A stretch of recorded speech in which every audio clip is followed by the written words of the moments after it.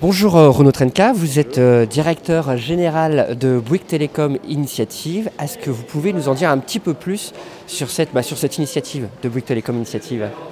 Alors Bouygues Telecom a fait le choix en 2009 de se tourner vers l'innovation externe et pour valablement, je dirais, baser de l'innovation sur l'innovation externe à une grande entreprise, il y a deux conditions.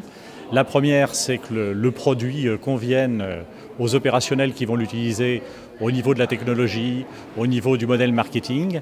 Et le deuxième, il faut que la start-up qui développe ce produit soit viable.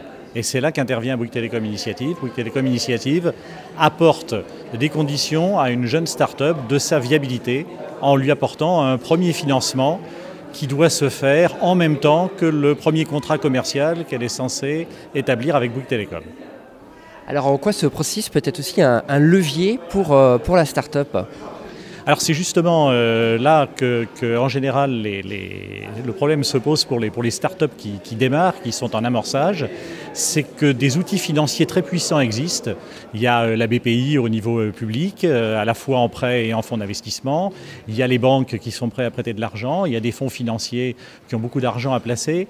Mais pour les très jeunes entreprises, en général, il leur manque un petit peu l'effet déclencheur. Et c'est ce que Bouygues Telecom Initiative apporte, parce que Bouygues Telecom Initiative intervient si le produit a été validé par les opérationnels de Bouygues Telecom. Donc tous les autres investisseurs savent que si Bouygues Telecom Initiative a investi dans une start-up, c'est que son produit, c'est que son modèle économique est passé à travers, si vous voulez, le crible du jugement des opérationnels de Bouygues Telecom, à la fois pour le niveau d'innovation, sa qualité, et pour le modèle économique, puisque ce produit a été utilisé en général en test par des vrais clients. Ce qui est exceptionnel pour des startups qui démarrent.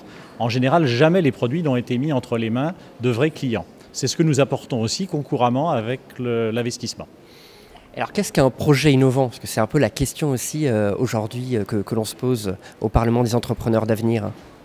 C'est apporter quelque chose qui n'existe pas dans l'écosystème. Bouygues Telecom a besoin de modifier en permanence et d'améliorer son écosystème.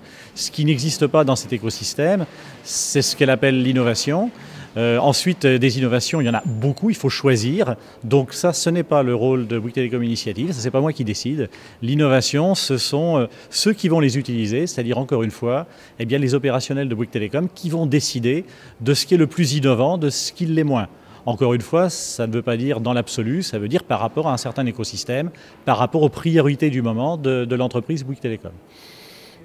Très bien, merci beaucoup Monsieur Tretka. Merci.